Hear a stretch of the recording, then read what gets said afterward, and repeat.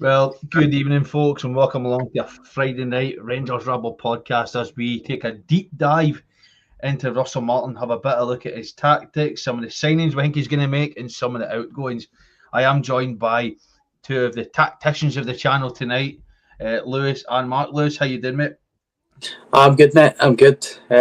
Obviously excited that the decision has been made. We'll finally get the manager in, or the head coach, should I say? And it's just about looking forward now. And like you says, we'll have a wee deep dive, see what the Rangers Rabble experts can tell you about Russell Martin's tactics.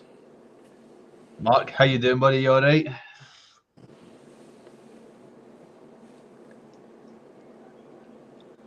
I'm struggling with my Wi-Fi, guys. So if I go, it's no my fault. Blame the offshore oil rig. I think we'll end up a man down very soon. I think so. Mark has been struggling in the background before we came live, so if he disappears, it is because his Wi-Fi is struggling. What we'll do, we'll just have a wee look while Mark is struggling in the background on Russell Martin. Then, Lewis, we have titled this a tactical look on Russell Martin, so it's probably fitting we start in his tactics, probably of his early days. So his first managerial job was MK Dons, where he went from a player coach to just straight coach. Mm-hmm. Well, you know, he's got a very, very modern and very fashionable idea about football. It's something that we've started to see come to light in the last, 5 to 6 years. It's just an emphasis on proactive, possession-based football.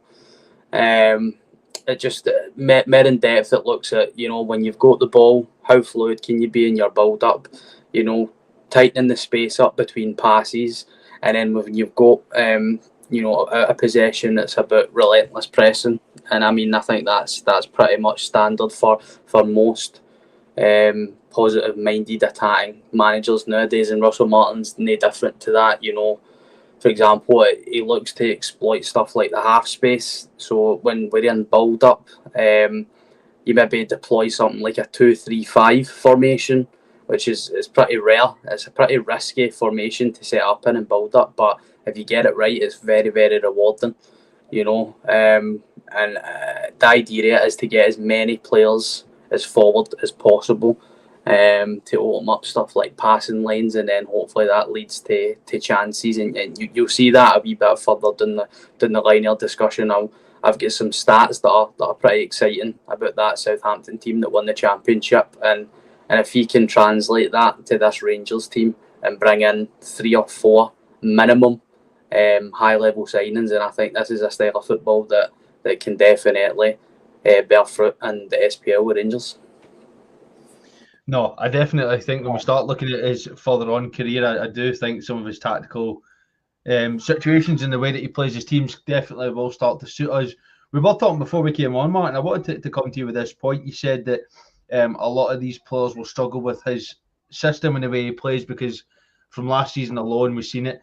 A lot of the players, regardless who the manager was, they like to go back the way. Russell Martin doesn't like to play that system.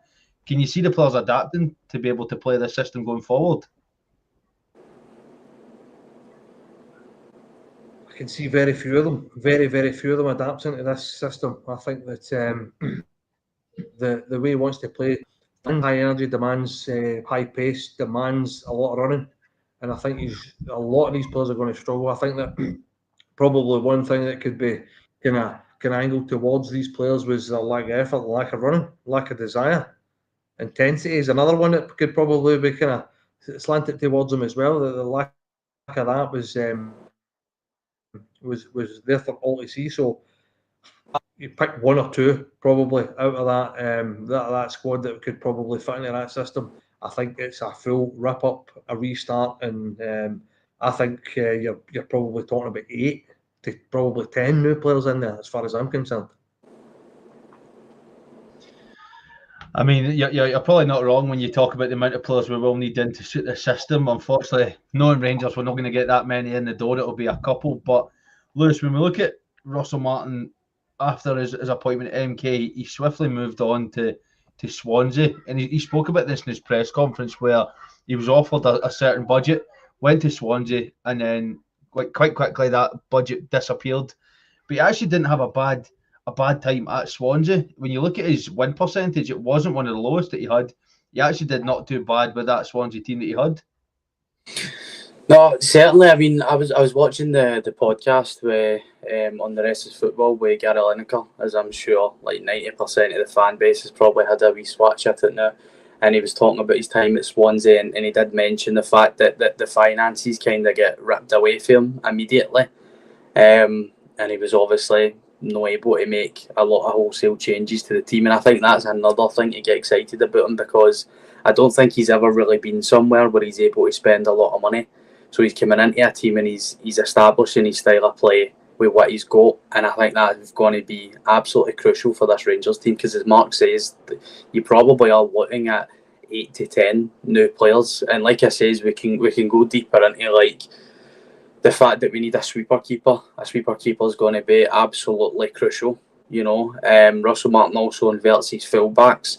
There's not one player at Rangers in the fullback position who's capable of playing that way.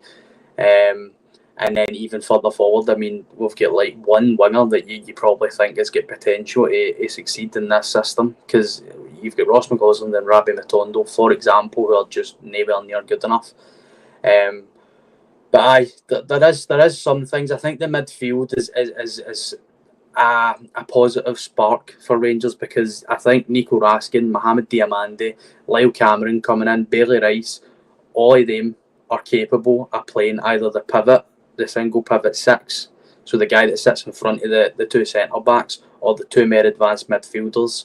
All of them are capable of playing at least one or two of their positions. So I think and even Nadeem Bayrami as well, I think he's one to watch out for next season, because I think his strengths could be highlighted in a Russell Martin system. I don't think he was utilised properly last season.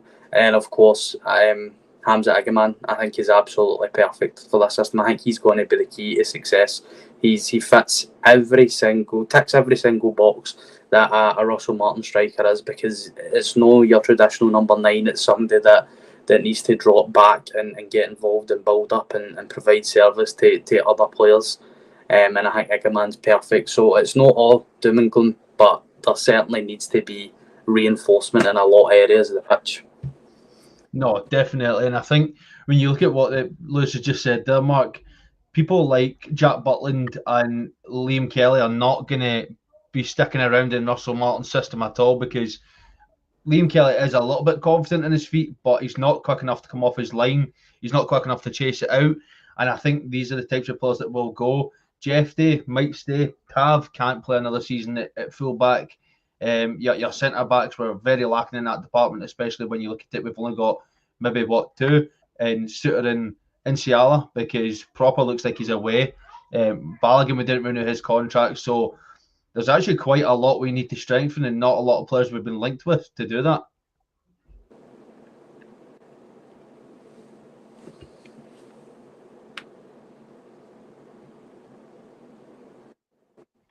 Yeah, massively. Yeah.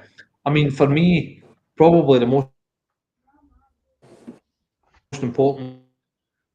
I will lose Mark. I think that even the goalkeeper. Can you hear me there? You get me on my back? You're back, Eagle. You're back. Yeah. Cool. All right. So, as I said, for me, the most important position in this whole setup is probably going to be a single pivot, going to be the 6. But for me as well, massively, as like Lewis said, as the goalkeeper. But 2 centre halves, or whether he plays 3 centre halves, is going to be massive as well. But the 6, I think the single pivot he's going to need to bring someone there. I don't think there's anybody that can dictate and pass the ball in our squad. I think that Diamande is a good player, that ability to play the 6, as in that proper kind of quarterback 6, because that's what you're going to need in this system. Right. So for me, that's going to be the most important position. I don't can play inverted as well, which maybe help Tavernier, maybe give him a bit of longevity in this squad. But other than that, I'm really struggling for who else. Jeff Day probably could come in, but is he going to play inverted? To be fair, I think probably Ridvan could probably play inverted on the left-hand side. You're struggling there, as I said. Your two, Dindy and are probably the two that are going to be the two pivotal in this squad as well. And I think that they're the two that are going to excel. But for me, as I said, that sixth position is a massive player for us, and I think that's where we're going to need to spend a lot of our money. Money's going to need to be well spent, because when we then take a look at how he played for Southampton, managed Southampton, Lewis, he loved to change that system in the Championship. Now, there's a few comments saying I think when you said won the Championship, you've obviously won the playoff and got them promoted, but he still did great in that Championship season. That was his highest win percentage, 45.21% win percentage with Southampton. People say that was his worst spell. It was actually one of his best, and he actually got a team playing. Didn't have a lot of joy with the budget either. A lot of people saying he had 100 million. They didn't spend very well. That Southampton team, you can say that he's got to take a bit of credit for it, but the players he got in tried to suit a system that just wasn't for the Prem. I think, to be honest, it's even we talk about his time in the Premier League, I don't really understand it, because that's never going to translate to Rangers anyway, because it's just not the same level of football. You're talking about a league in the SPL that's not even in the top 12 in Europe compared to the best league in Europe. And if you go in there with the mindset that you're going to play attacking football and you don't have the players required to do so, you'll get found out. And he's not the first person that's happened to. I mean, Vincent Kompany has somehow ended up at Bayern Munich for doing the exact same thing. And people were slating Russell Martin for being, tactical, and the fact that he's actually just continuing to play that way because he thinks the same thing that happened to Vincent Kompany is going to happen to him, and in some shape or form it has, because he's ended up the Rangers manager. But people really need to just focus on that Championship season with Southampton, because that's the pinnacle of what Russell Martin can achieve with a team. And like I said to you, I've got some stats here that are actually quite exciting for that team. So second for big chances created in the EFL that season, 15 more than what the current Rangers side is putting up, despite being in a much more competitive league. First in the EFL with 67% average possession, which is like elite in the entirety of Europe. That is like unheard of. You're talking maybe a handful of teams that go past that, and it's over 10% more than the current Rangers side. Second for XG, first for shots on target, first for touches in opposition box, one possession in the final third the most amount of times. And you take into account all of that is with a team that he finished fourth and had to go up through the playoffs. So if you then move him into a Rangers side who's automatically second best in the league and maybe 45 signings away for being potentially the best team in the league, then see these numbers we're seeing for the fourth best team in the Championship. Imagine what he can do with the best team in the SPL. Like, really, they should translate almost perfectly and seamlessly. If he gets backed, and that is the crucial thing, he needs backed. He needs very specific players to come into this team. And if that happens, I think that it's going to be successful.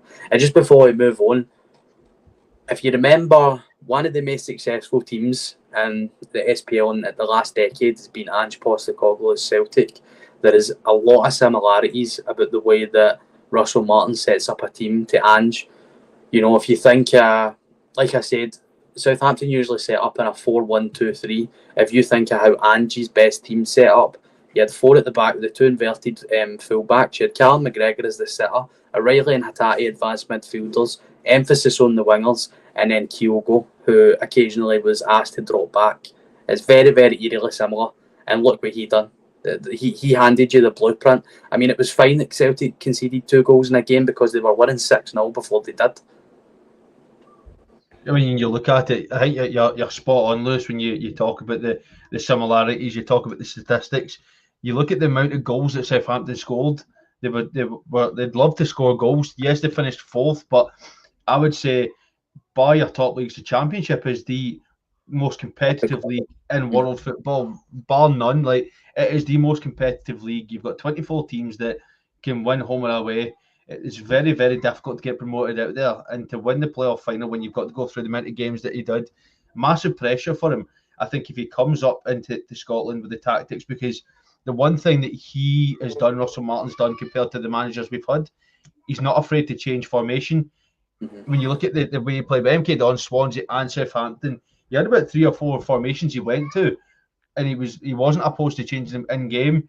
And I think that's going to be the biggest thing we'll see from him, because he wants players who are physically fit, will carry out his formations, will carry out his tasks. And we've seen it in games for Southampton, especially in the Prem when they were on the telly. He wasn't opposed to making a first half sub. He would rip players off before half time if they weren't doing what he wanted. So a Russell Martin who's got a budget. Now, we've already seen that he's been linked with players. So let's take a wee look at this then, Lewis. A couple of players that he's already been linked with. Connor Cody from the Prem. We've been linked with Burgess as well from Ipswich, but we've also been linked with, I don't want to get the boy's name wrong. How do I pronounce this again? Help me out, Lewis. The striker, the boy from Maccabi. Oh, I can't remember his name. I know it's at the tip of my tongue as well, and I can't think. Boy. Is it Tungaman or something like that? Dorgy or something like that, I think his second name is, but a great attacker that we've already been linked with Russell Martin, but these are players that he's looking at that will suit his system to a T. I mean, I'll be honest, that Israeli boy is obviously just came to light in the last few years, so I've not done much deep dive on him, but the way I've done it is if I've looked at positionally what we have and what we're going to need. You know, if we go to the goalkeeping, like we've already talked about, our 2 current goalkeepers are just no fit for purpose in this system. Jack Butland is absolutely terrible. With the ball at his feet, statistically, he's very inferior, and even his save percentage is dipped by 10% this year. And again, Liam Kelly's he's just not good enough to be a starting goalkeeper.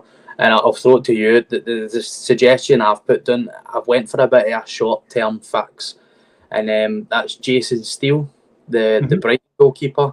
Now, he's 34, so obviously not a long-term solution, like I said, but you're looking at a goalkeeper here that has played over 30 games in a Roberto De Zerbi system, who is also very similar to Russell Martin and Ange Postecoglou. So you're looking at a goalkeeper that was trusted with a lot of emphasis on playing the ball with his feet.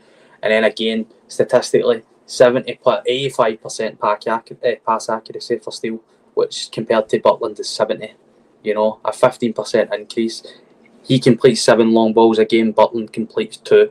And then even their save percentage is relatively similar, despite the fact that Jason Steele plays in the Premier League.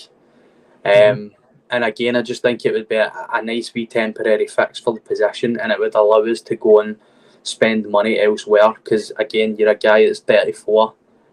He's not got more than 2 appearances, I believe, last season.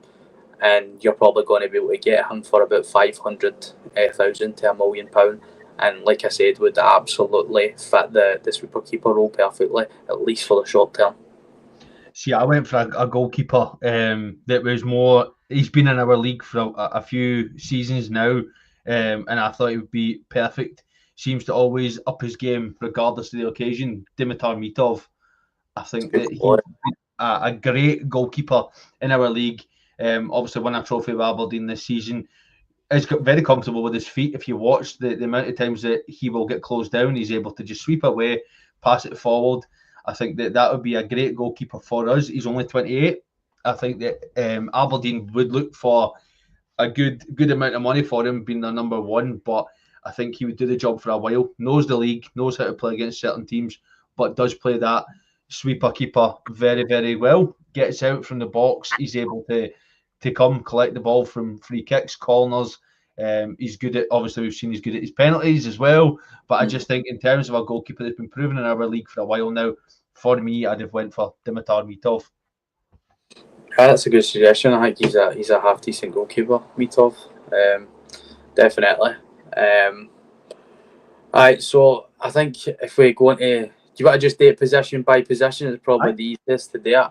I did throw in Angus Gunn, the Norwich goalkeeper, it could have been a good shout for Angus Gunn, but I think you look at him for Scotland, he's a bit even shaky just for Scotland, never mind for Norwich. So he's quite similar to Butland. I think he's a good shot stopper, but I don't know if he's quite capable enough with the ball at his feet. So just going on to the fullbacks, like I said, that this is probably one of the biggest areas of worry, because you're looking at using inverted fullbacks, and it's a very specialist role. Like, there's not a lot of fullbacks in Europe that are capable of doing this. And Mark already mentioned before he dipped out, Ridvan Yilmaz is probably the most suited to that role. We've seen Ridvan do it in the past, even when he wasn't asked to. He was more than comfortable drifting inside and making things happen for there. But it does look like he's going to depart. So for me, I've went for Josh Doig, obviously former Hibernian left back. Again, probably doesn't profile exactly like an inverted fullback. He is merely a wing back, but his passing metrics are pretty high standard. They're definitely a lot higher than somebody like Yefty, who Yefty's got ability, but Yefty is an out-and-out wing back.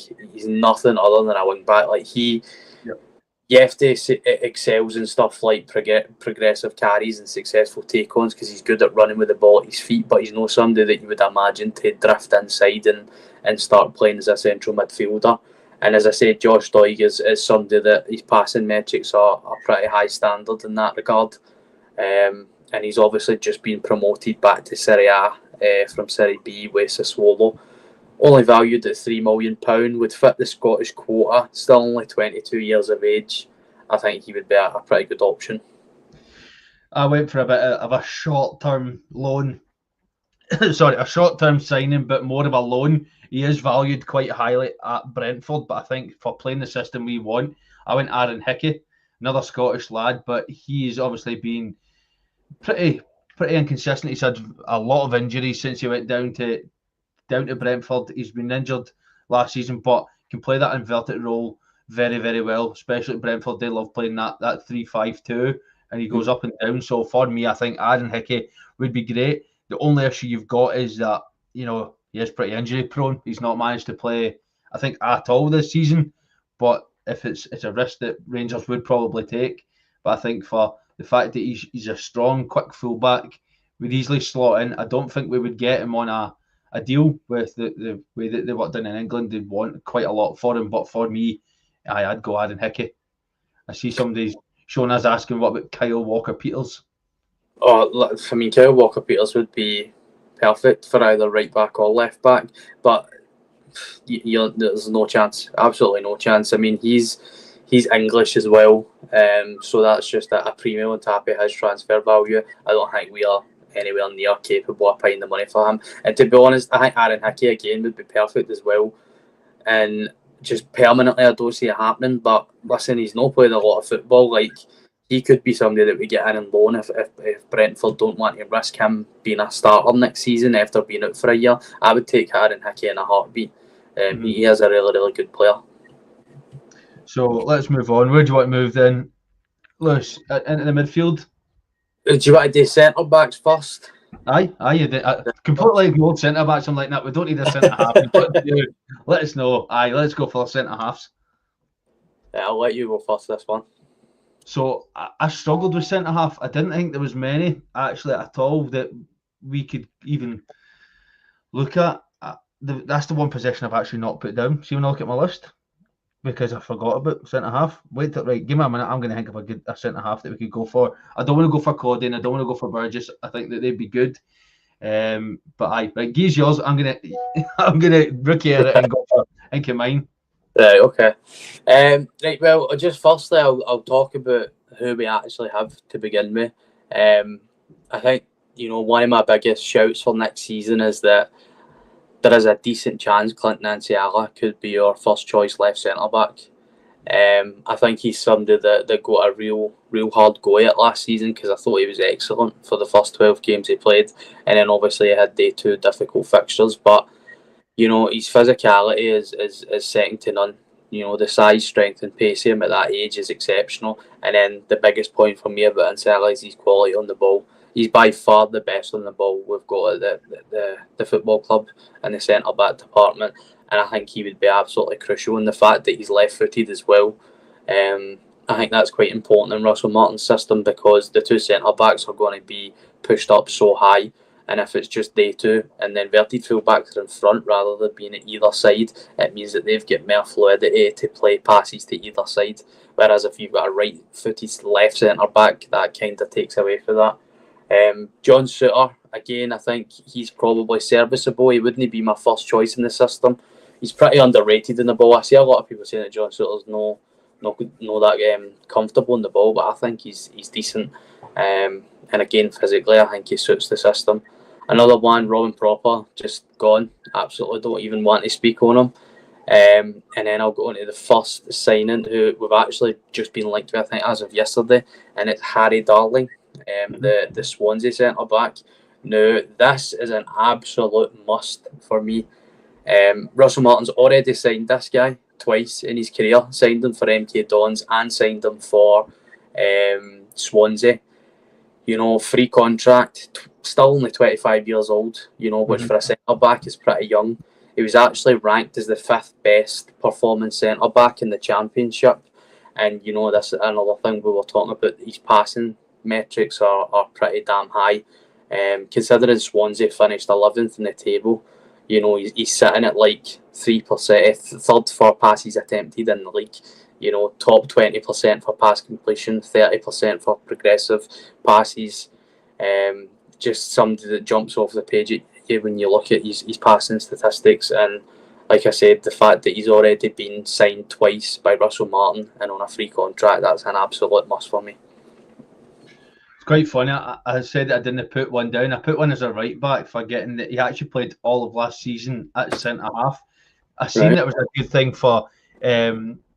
He's got a release clause. I don't know if you'll know about this. He's got a release clause in his contract, but it's only to the Prem teams of 1.2 million. It's Japhet Tanganga. He has played at right back for Millwall most of this season. Great defender. Didn't have the best time at Tottenham, but an absolutely great defender. Played in that centre back role most of the season. Right footed, again, played on the left. Will be on a good wage though. I think he just signed a new contract at Millwall. But I think if it was somebody that we could look at, I think Japhet Tanganga could be great. He was named one of the defenders of the season in the Championship. Didn't get promoted with Millwall, obviously.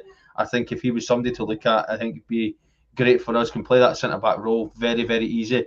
Strong, quick, able to pass the ball as well. So, I'd be looking at somebody like Japhet Tanganga.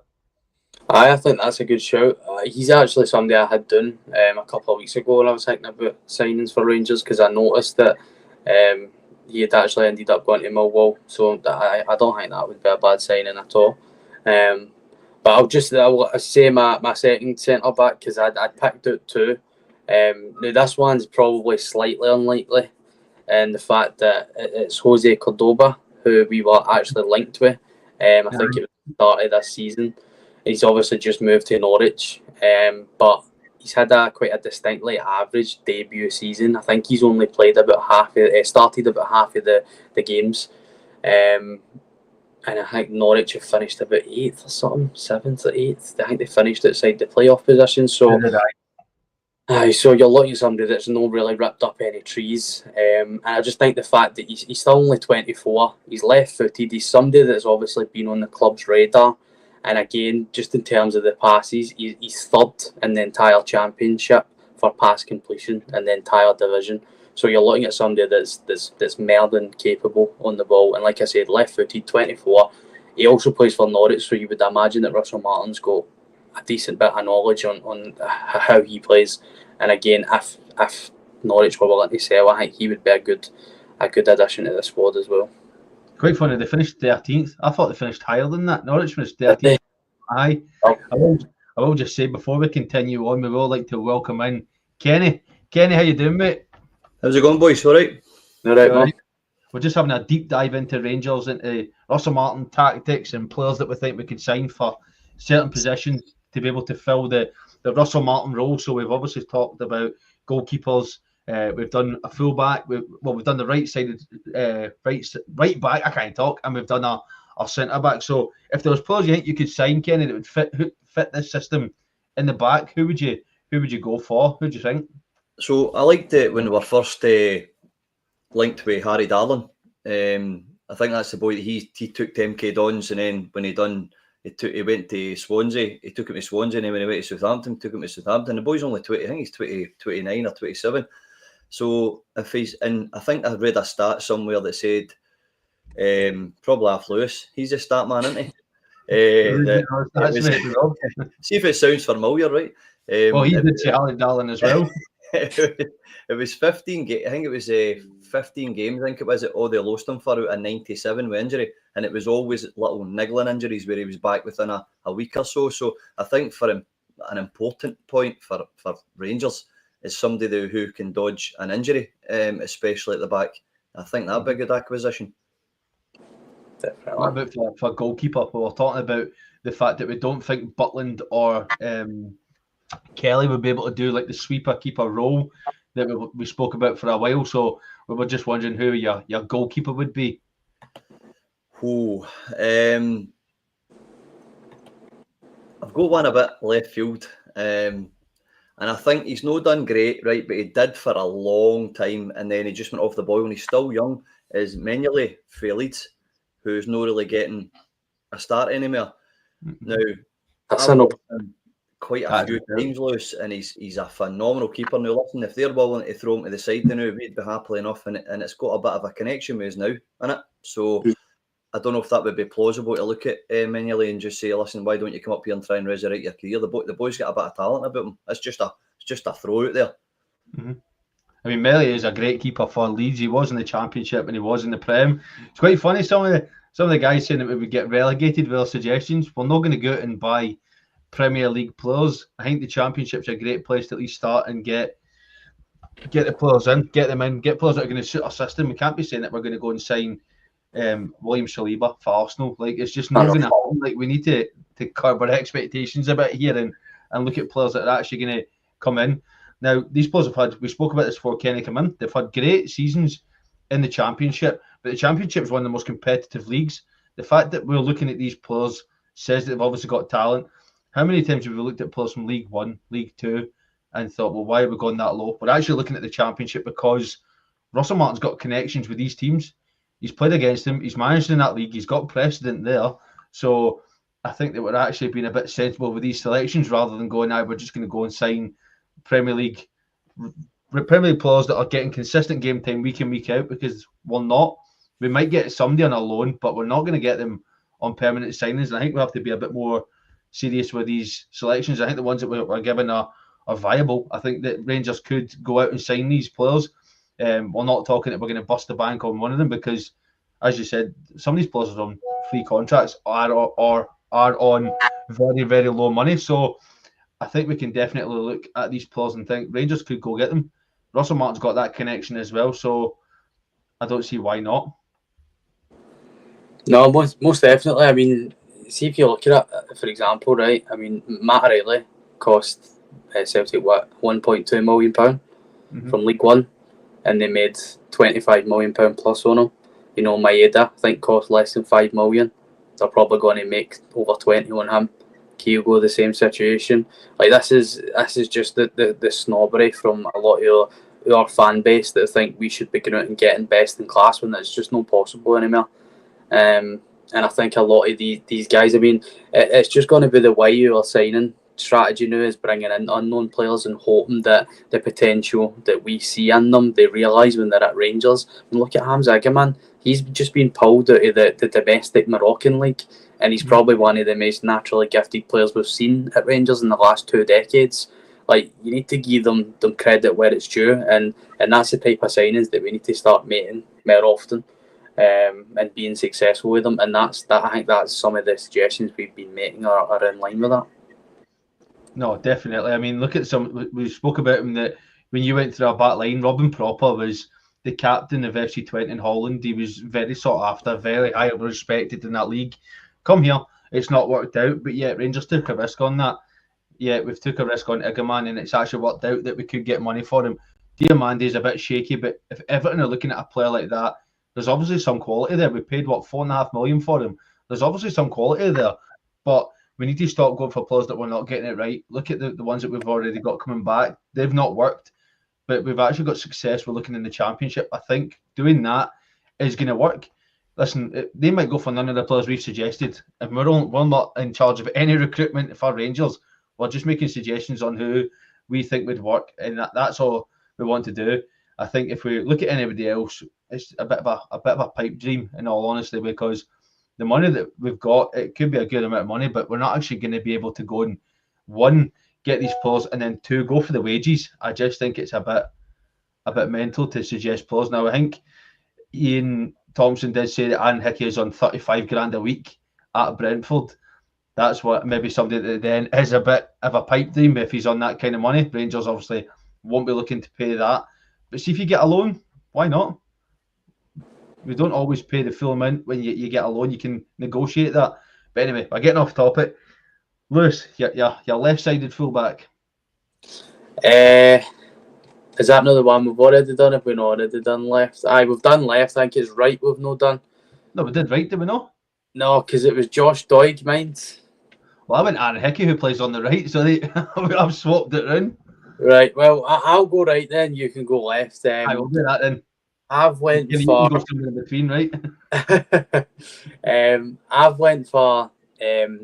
No, I will butcher this guy's name. I promise I will butcher this guy's name, but I believe it's Hugo Sikwe. So this guy's a 22-year-old Belgian right back, and he's somebody that's been pretty highly rated from quite an early age. I think he went to Freiburg, I believe, for like €7 million at 18. It never quite worked for him there, and he went back on loan to Belgium the season before last to Cercle Bruges, and had a pretty good season, and then went to the other Bruges for about €3 million. But this season he's actually only started half of the games he's played, so he's obviously no in their plans as a first choice right back. And again, I keep going back to all these passing metrics. He is top tier in terms of all of them. The difference with him is it's only a small sample size. He's not played a full season, but regardless, I mean, if he's got really high levels of passing ability, they're not going to exactly deteriorate too drastically if he was to start every game in a league season. And he's also got a cap for Belgium, so he's good enough to be picked for his country.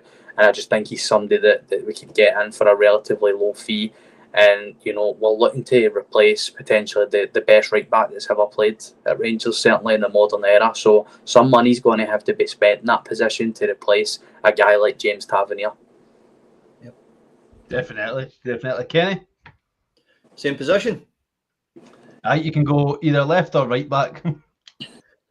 So, it sounds crazy because obviously he's got a lot of suitors, but he's in and out of the team. He's a good enough player, but I can't pronounce the wee guy's name. The wee guy plays the right back position for Hearts. Right back for Hearts? Aye, what's his name, man? Oh, now you're asking the right back. I know. Listen, I've watched. The only reason I've kept an eye on him is because I like that Harry Kent, and I kept seeing the wee boy on the right hand side, and I quite liked him, and I thought he could be a potential. I'm just trying to think outside the box rather than thinking it like players that we're going to have to pay 10, 12 million for, or you know what I mean, or you're going to have to pay 5, 6 million for a right back. I think that they kind of players that come into their own, and the wee right back for Aberdeen as well, I was quite impressed with, but. The only reason I kept an eye on the guy for Hearts right back was because Harry Kent, again, a big admirer of the centre back, and I can't for the life of me remember his name, Belanti. But that's who I would potentially. If somebody in the comments can. I'm not trying to look. The only one I can see is Forrester, don't know. Is it? Aye. Or it was a young boy. I think it was. I'm sure it was. Aye, they've got Adam Forrester, the young right back. Is that who it is? It's a young boy. Aye. Mm-hmm. I think there's a lot of potential in this wee guy. He's fearless. He's good with the boys. Get it passing out. He doesn't panic under pressure. And that side, there's not a lot of, I would say, chances that's coming down that side for Hearts. It was always either through the middle or down the other side of the flank they were getting hurt. So I always noticed that he was seeming to mop it up there. And I just thought that could be a wee diamond there. Just take that out, put that in, nurture that up. But I agree with everybody. I think Tavernier's, this is just my opinion, right? I think Tavernier's done he's not won a lot of trophies, I get that, but that's today with 11 players know him.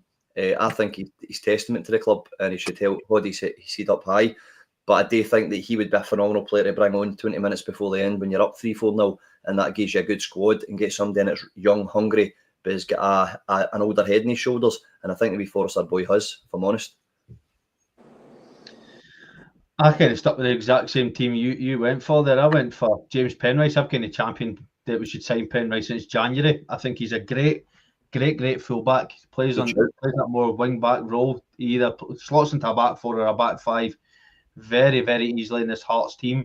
I think that he's probably one of the most exciting left backs in our league, and yet we've not even looked at him for years now. I mean, he's only 26, and we've still never looked at James Penrice, and I think it's a bit funny that we've never done it, because he's a great right back. When you look at him, he doesn't shy away from the ball. He doesn't struggle on the ball. He's got a good delivery to get the ball away from him. He's strong. He's quick. I just think that somebody like James Penrice is able to get up and down constantly. He will cut inside. If you look at some of the games for Hearts, especially against like Hibs, see when they're like right up against it, doesn't panic on the ball. He's just straight up for it. Doesn't let the occasion get to him. And I think that if we could see James Penrice playing for Rangers, I think that left-hand side is pretty much locked down. He's not a player to get injured either. So I think for me, if we don't look at James Penrice this season, he'll move from Hearts, and we'll have lost our opportunity altogether. Mm-hmm. Good shout. Good shout. I like Penrice. He's just I think that if we don't get him, we're missing a trick, because he's going to be sought after from down south if we don't, and he will go to somebody like the Championship. And then when he's a few years older, we'll go, should we sign Penrice? But maybe that's the difference with Russell Martin. You know, he's been doing there that long, that surely you're going to spot these wee gems if you've got anything about you at all. Surely they kind of players, that's when you know if he's going to be takes a turn for the up on his managerial career as a young guy. If he sees players like Penrice, if he sees players like Finn Azaz for Middlesbrough, who is what a player that is, by the way. I mean, what was that? I kept an eye on him because I quite liked Carrick. I wanted to see Carrick doing well just because it was his first managerial job. But I think it was something like 10 goals and 11 assists or something in 36 games. I mean, and Middlesbrough has went nowhere and the manager's sacked. You know, if there's a team you want to rob players off of, it's definitely down there. So there's definitely wee jewels down there. Your Penrices, your Azazis, Junior Fripo. He's a I don't know if is he a right-sided fullback, is he? Left-sided. Left back, but you'll never get somebody like Junior Firpo, obviously just been promoted to Leeds. Never. But you know what I mean, though? He was he was originally started at West Brom, and somebody said, "Oh, that'll do me." You know, so if we can do the "that'll do me" thing, then we could get some. And I think Russell Martin might have his eyes on a few things like that. Hopefully, there's loads of players down there that we could pinpoint. But I like your Penrice thing. I'm actually thinking that should be listened to, because that's a beauty, a shout. Mm-hmm. Next position then, Lewis, where are we going? We'll just go midfield. Aye. Midfield. Because we're not. So I'll let you take the lead, right? The way I've done this is obviously with Russell Martin's system, what we've spoke about, it's a single pivot and two more advanced midfielders. And the advanced midfielders kind of need to be able to do two jobs, because they need to be able to play box to box, and they also need to be good enough quality on the ball. Because, as I say, when we get to that high build-up and possession, it's a 2-3-5. So they 2-8s are basically number 10s. Do you know what I mean? So they need to be on the ball. And a young boy we've just been linked with is actually quite exciting for me, because he's somebody that I've used quite a lot on Football Manager. And it's Vicente Pizarro, I believe his name is. So he's a 22-year-old Chilean midfielder, and he's played for Colo Colo. So obviously the big boys done there for the last 4 seasons. His first 3 years, he's in and out, a bit of a rotation. There you go. There he's there. Bit of rotation option, but this season he started 8 out of 9 games and contributed 4 goals. So he started like a house on fire. Like I said, 22 years of age, already got 6 caps for Chile. Looks like he's capable of playing in the 8, 6 or 10. And as I say, if we've been linked, there's probably something there that puts that boy on the club's radar. And I think he's only valued at about €3.5 million. So you're talking about south of £3 million to get his services. does look like a bit of a quality player. And if he's one that you use in Football Manager, then let's trust that he's a good player. But yeah, we've been looking at him, I think, since the window opened. This Pizarro, a lot of talk about him, and I do think that these are the kind of players we need to look at. They're obviously exciting. There's a lot of interest from a lot of other clubs. 3.5 million right now isn't a lot to what Rangers could play, and I think Pizarro's probably one of those shouts that we actually could go for. Before I ask Kenny, I actually decided not to change the midfield. I think the three we've got there, if they can get consistent game time of Barron and the Holden, and then you have Raskin and Diomande going further forward, I think that three could actually work. They've played a season together. They're being chopped and changed because we like to play this 2 in the Holden rather than having the 3 in the midfield. And I think if we can have Barron, Raskin and Diomande playing every game consistent, because we spoke about Russell Martin not wanting to change his team a lot, doesn't want to chop and change. I think if these three get the consistent football, I think they can actually be a midfield to shut down a lot of teams and actually show why they are 3 quality footballers. That was going with the premise, by the way, that we will keep all 3 in this window, because there's obviously interest from other clubs. That was the premise that we keep all 3, because I think that'll be very, very difficult. But we'll wait and see what actually happens come on this window. Kenny? I'll probably stick with Finn as probably, just because he's good with both feet. He's a relative. He's known, but he's unknown. So, like Lewis, I think you'll be able to get him for in between 3 and 5, which is the budgets we're trying to do. He can destroy teams with punishment passes, which is exactly what you're needing. A pass you don't see. I agree with you with the Raskin. I'm a bit up in the air about what's happening with Diomande. I mean, they said for the word go player model, and there's 3 Premier League clubs. If you believe the papers, right, and we know Everton's interested. But if you're looking at upwards of 18 million. He's off, and I would love to see the likes of what Lewis is talking about with the 2 almost number 10 8s and things like that. So for me, one would be obviously your Raskin, the other one would be Azaz, but the other one would be Hayden Hackney. Now that I'll tell you now, Hayden's had some run in that league with Middlesbrough, and he is the most calmest young boy I've seen in a long time with a ball at his feet. I would probably take those 2, and I think possibly, if you got them quick enough, you would get the 2 of them for under about maybe 7 million, something like that. He's only 22, no Hackney, isn't he? Hayden Hackney's a brilliant player. Brilliant. You also, he's played the game for years. It's amazing, unbelievable at like a high level. He's phenomenal. He's eligible for Scotland as well, I'm sure. Hayden Hackney, I think he's got something in his lineage that I think he's played for the Scottish youth teams as well. So, well, Lewis, if he signs for us, he can forget his Scotland career. I think we can all agree that. But a player like that, 43 games in the Championship, that's mighty impressive for a player to not get injured. You know what I mean? 43 games, 5 goals, 3 assists all season.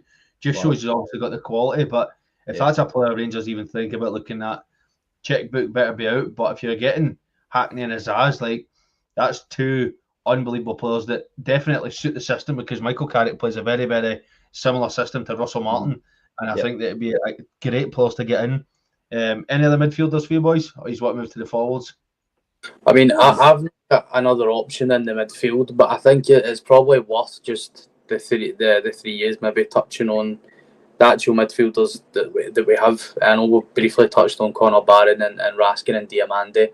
And I agree. I don't know about Connor Barron. I think he needs a lot of development to play anywhere in this team at the minute. I don't know if he's quite good enough on the ball. I think there's certainly potential there for him to turn into something. Nico Raskin and Diomande are perfect. I think Raskin can play anywhere in the midfield in that system. And I think Diomande in one of the advanced positions, you would see why Diomande is being rated so highly, because I think Diomande is an exceptional talent. I think his ceiling might be higher than just about everybody bar Iggerman at the club. So he would be perfect for that position. And then somebody else, Lyle Cameron, again, like I mentioned earlier, I think he was be absolutely perfect for that advanced position as well. I mean, I think it's what, has he got 17 goal involvements for Dundee this season? He's the 5th highest chance creator in the league, despite fucking Dundee being 10th. I mean, their numbers should only skyrocket at Rangers.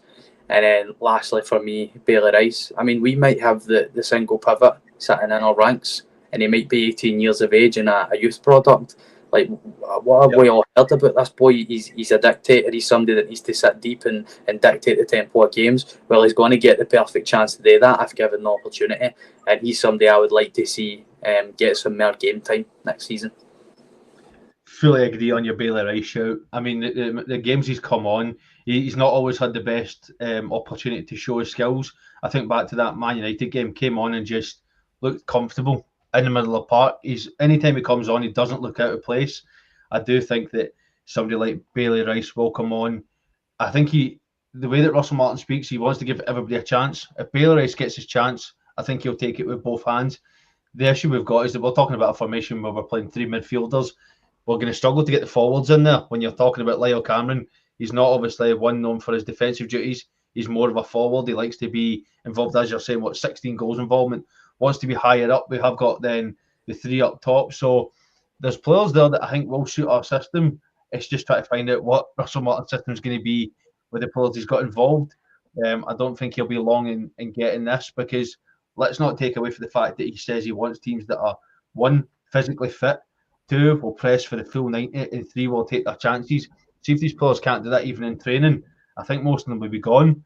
But you look at the midfield wingers and the forwards we've got, we'll come on to them in a minute, but a lot of them over the past season struggle to do the basics of coming back. Now, there's one player that we will talk about in the forwards. I'm just going to name him now. I think you mentioned him as well. Well, his name's just gone right in my head. Bayrami. I just completely forgot. Like, I did right in my head and then I forgot. Bayrami. Forgettable, isn't it? Bayrami struggled to get forward and get goals, but then lacked coming back. But then when the game mattered, he would shut down an individual player. So he was put on one player, he would stay on them for the full game. Now, I think back to a couple of old firms where he just shut down Callum McGregor. That was his job. See if we play him in more of a midfield role. See what Newcastle did with Joe Linton and say, listen, we don't think you're the forward. Let's drop you into the midfield and try that. Give him a bit of work. I think we could see a completely different Nadeem Bayrami playing at Rangers next season. I think it's going to take a manager that's going to have the balls basically to say, listen, you need to actually play more in the midfield. And I can see some of the comments saying we don't want that he's going to be pissed and he's not going to play. But I think in that system where he's not more as a forward, he's more of midfield, I think we can see Bayrami turning a new leaf. No, yeah, that's a good show. I was one you bail me out, man. I'm not so sure about Bayrami at all. I'm not. Yeah, like I said, I kind of agree with you. I think there's definitely potential there that he can turn into something, but there's not a lot to go off of. Unfortunately, I think you're looking at a 2-month spell at the start of the season, but we'll see what happens. I don't know if you've got any midfield shouts about the players, Kenny, in terms of like who we've still got. I think maybe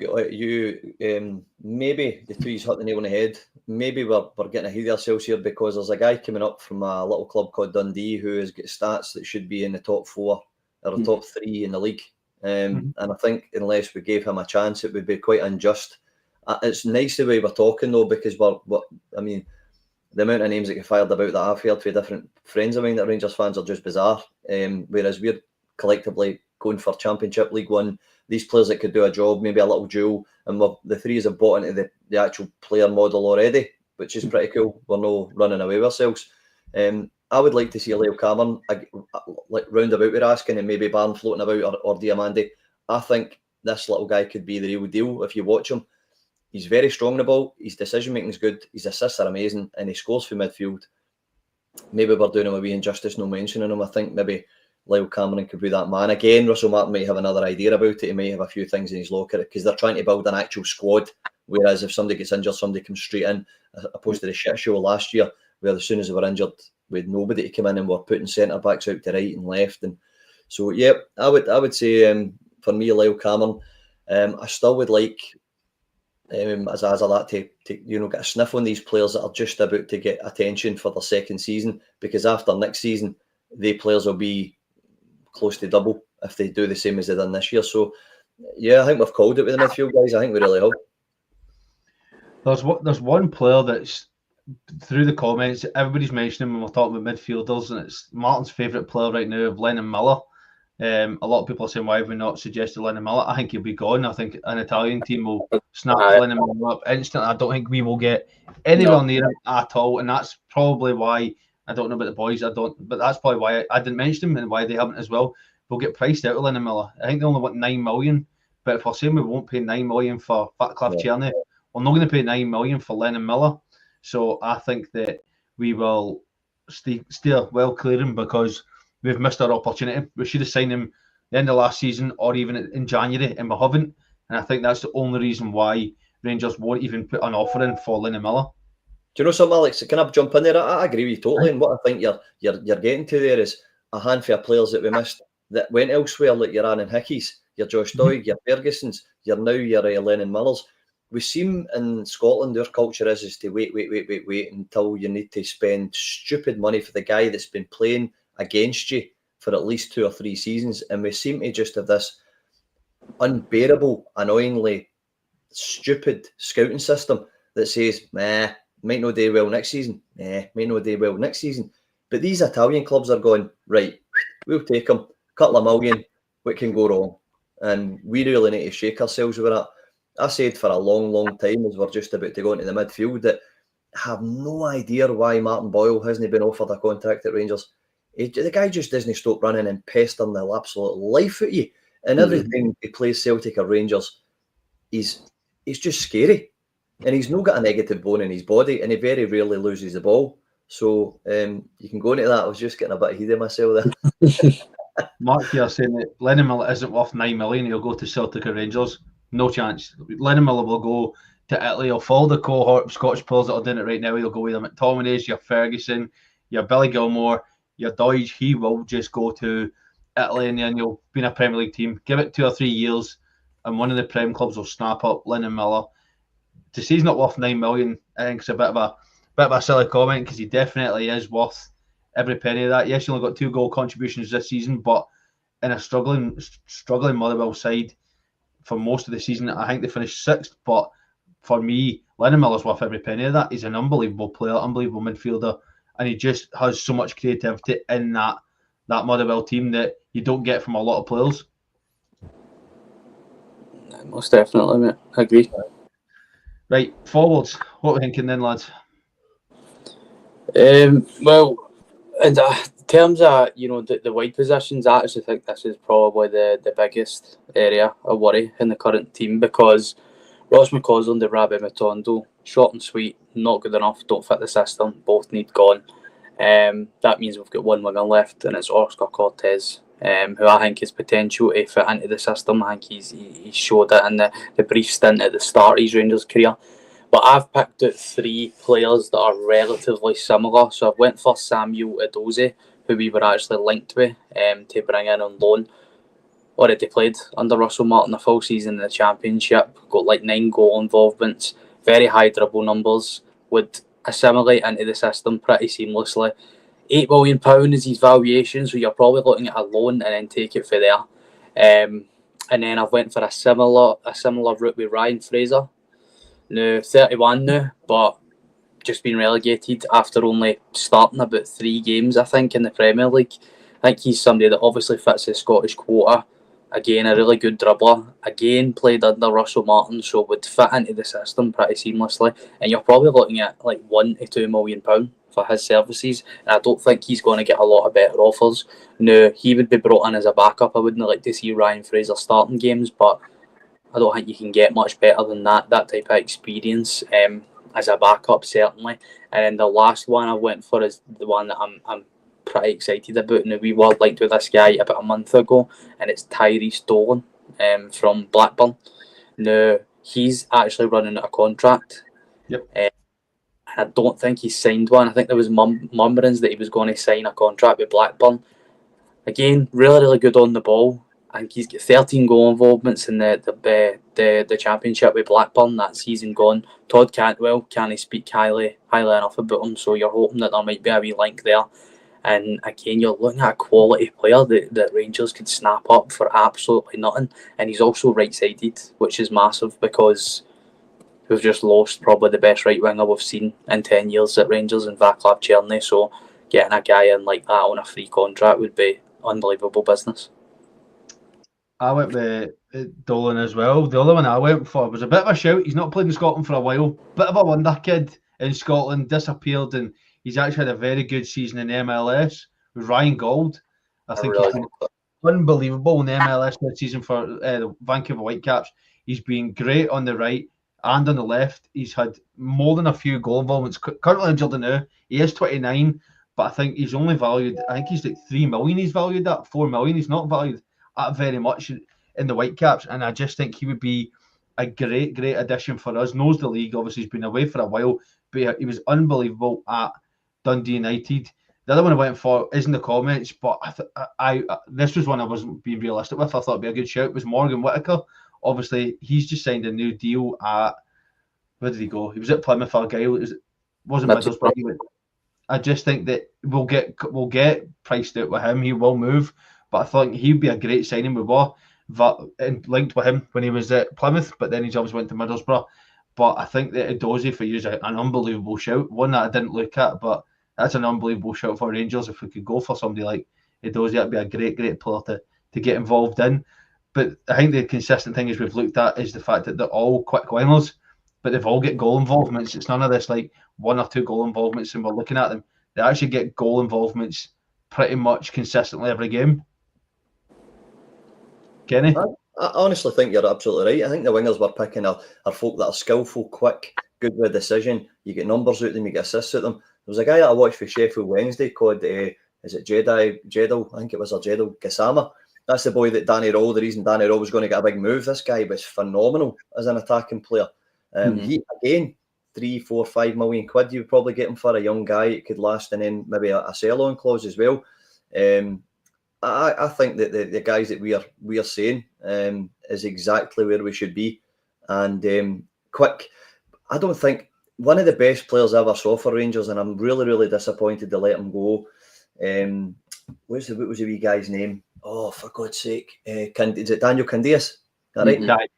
Mm-hmm. So we've not really had somebody in that position, apart from maybe Cherny showed a bit of it, but consistently is the right winger like that for a long period of time, man. And I think that's the kind of person you want to see. A guy that's going to turn up to training every single day, and all he wants to know is how does he get by his man and where's the next pass coming from. So I think a guy asked there, is it Kimwai Puke as well? I mean, I think we might have outpriced him. He's getting a lot of attention now, boys. He's getting a lot of attention. Again, another one we missed a way back, but a way back we didn't even have any money.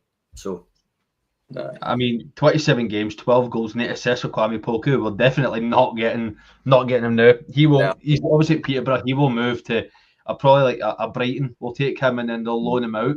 But definitely one of the Premier League teams will take him and then they will just say, right, off you go, a couple of seasons on loan, and we'll see him when you come back. But we will definitely get priced out of Poku. We should have went for him in January when he was just starting to get to the pinnacle of his career. Now, 23-year-old, and we've got absolutely no chance, none. Mm-hmm. Right, boys, forwards. Kenny, who you got for your striker? I've got a bit of a one out of there. The guy's got a bit of a Buffalo attitude, right? But he's some striker, man, and he's definitely one of the best forward players I've seen. Is Borja Sanz for Norwich. He also wouldn't put up any nonsense for the other half. He got an 8-game ban for spitting somebody, didn't he? So, but you can't take away, though, Lewis said, his ability is unbelievable. And maybe because he has a little temperament in him, it might be really nice for us to get a decent fee for him rather than getting something that might be. I mean, let's be honest, if he screws his head on, it's going to be another Kimwan Puku one. And that's what we're trying to say to each other here. Get these guys while they're just about to hit form or turn them into something so we can either make money or whatever. But I think he would complement Igaman a lot. I really do. Mm-hmm. Maybe I'll sell then, Lucy. Who you got? Well, this is definitely the riskiest pick that I've had so far. Now, I've went for the absolute start of this guy's career. He's literally just finished his first season of professional football, and it's James Wilson from Hearts. Now, good shout. 18 years of age, this boy is. He's only started 15 games for Hearts, and he's got 8 goal involvements. And he's also played left wing, I think, for about 7 of the games. So you're looking at a striker that he obviously has technical ability, or else he wouldn't have been put out wide. And 18 years of age to come out with 8 goal involvements and 15 starts in the SPL. That's a very physically demanding league. It's very unforgiving to young players, and he's excelled. I think he's, anytime I've watched Hearts or had the chance to catch this boy, he's always caught the eye. And at 18 years of age, like I said, the sky's the limit for him. I mean, when's the last time Scotland had a really promising striker? How about Rangers go and get this boy and turn him into the best striker we've had in a while? Start thinking about stuff like that. Don't wait until he has another good season and then he's away to Serie A like Lennon Miller.